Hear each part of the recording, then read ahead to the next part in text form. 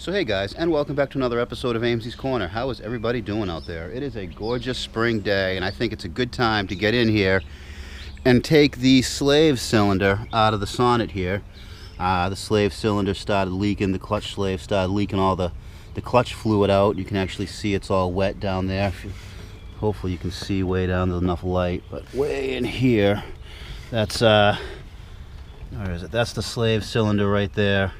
Not too bad to get out, but as you can see, this is all clutch fluid. It leaks out not quite as fast as you can put it in. I just got back from the car wash in this car. I filled that about halfway, and it's down to about a quarter. Clutch slave still works. It's still drivable like this, but it leaves a puddle everywhere I go, and people don't like that kind around here. You know, you don't want fluid getting into their parking areas, and I don't want to just keep pouring expensive brake fluid in.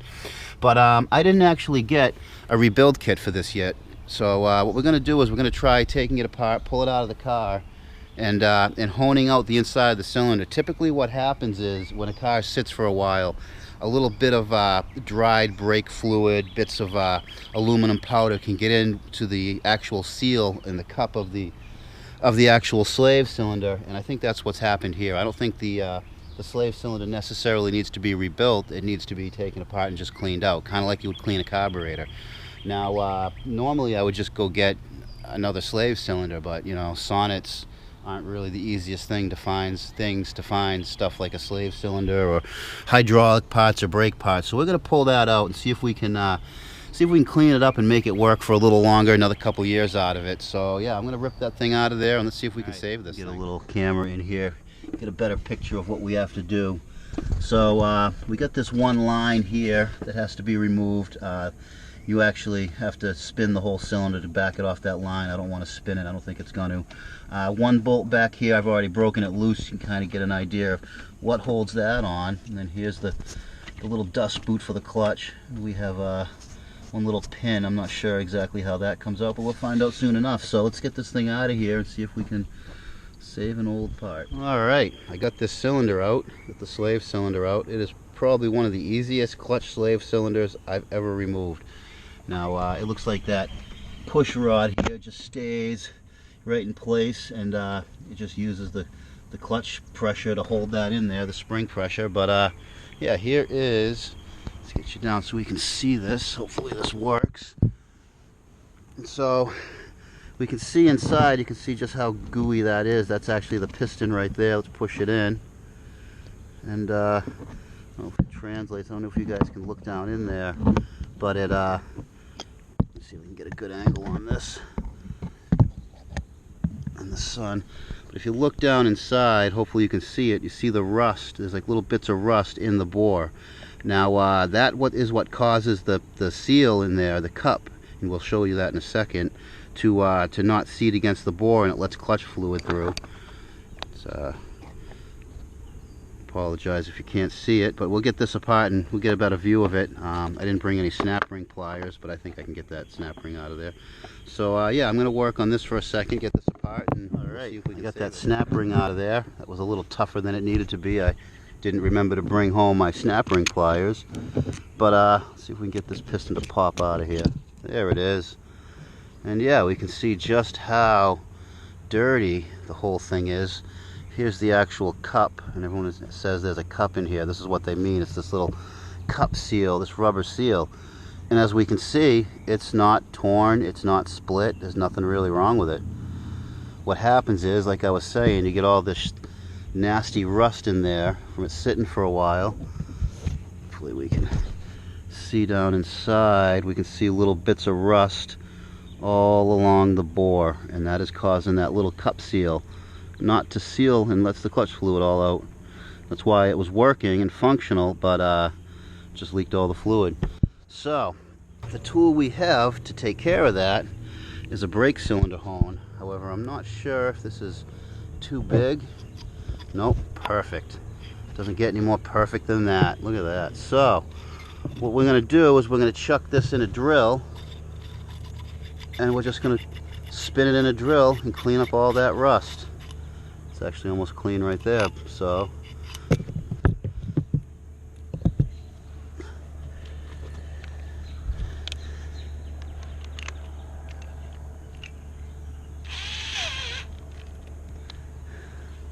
Now, normally when you use a cylinder hone like this, a brake cylinder or a cylinder hone like this, you want to put a little bit of lubricant, but we got plenty of brake fluid, which is going to be just a fine lubricant for us. I'm actually going to adjust the tension up a little bit here.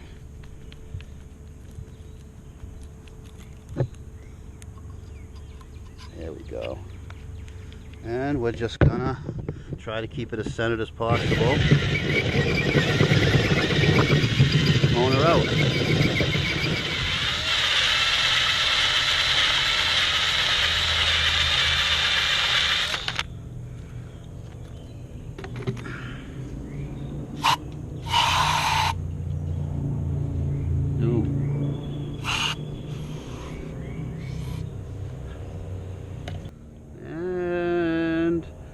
Maybe just a little more. What do you guys think?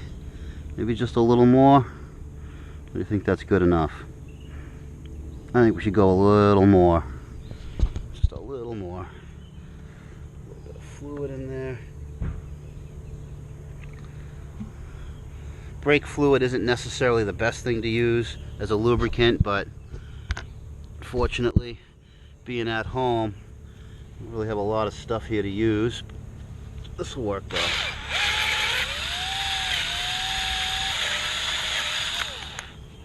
I think that should do it.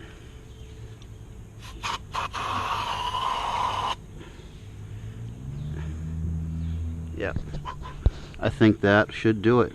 Looks nice and clean. That all that rust is out of there. Let's clean up the seal here and piston.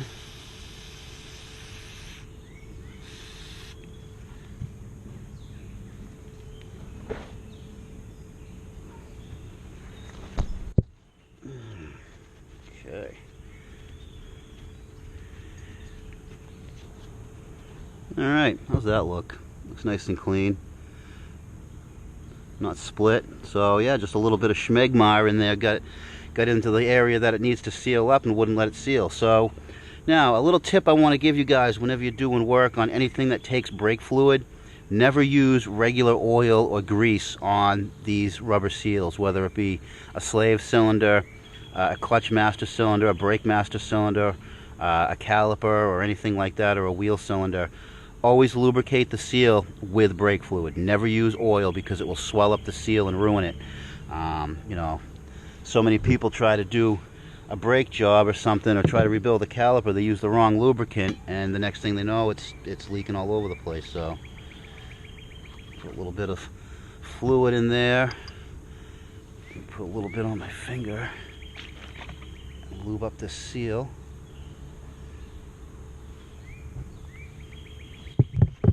And clean up all the bits and pieces. Not a very complicated thing, a slave cylinder. What is it, 3 or 4 parts?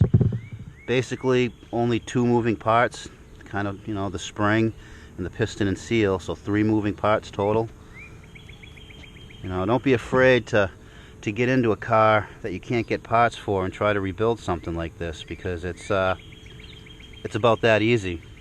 So I'm going to wrestle with this snap ring, because like I said, I didn't bring snap ring pliers. We'll shove this thing back in the car and see if I just saved myself having to go hunt down a slave cylinder or a rebuild kit. Alright, we got this cylinder in here. We're just going to bleed it up. Alright, honey, push the pedal. Yep. Alright, let go. Alright, push it. Yep. Alright, let go, let go. Uh-huh. One more time. Uh-huh. Push it down. Yep. Alright, that should do it. Alright, honey, thank you. Uh-huh. Alright, guys, there we have it. No longer leaking. Well, there she is. Back on the road again. All it needed was a little honing, a little cleanup on that slave cylinder, and we got clutch again. I'm happy, guys. I'm happy. But anyways, yeah, sometimes you don't need to replace parts. You just need to go in and clean them up and freshen them up. And as you can see here, instead of having to go on that search for a new rare slave cylinder or a slave cylinder rebuild kit, just 20 minutes and a little bit of elbow grease on a beautiful day, and back on the road again. Well, anyways, guys, thumbs up are much appreciated. Comments down below, I read them all, even though I maybe not have the time to actually respond to them. Everyone is read, everyone is appreciated. And for those of you new to the channel, I recommend subscribing. We're always doing new neat stuff here with the old Saabs or builds at the shop, or we go find neat little adventures to go on and bring you guys on. And anyways, guys, on that note, and until next time, keep it out of the cabbage.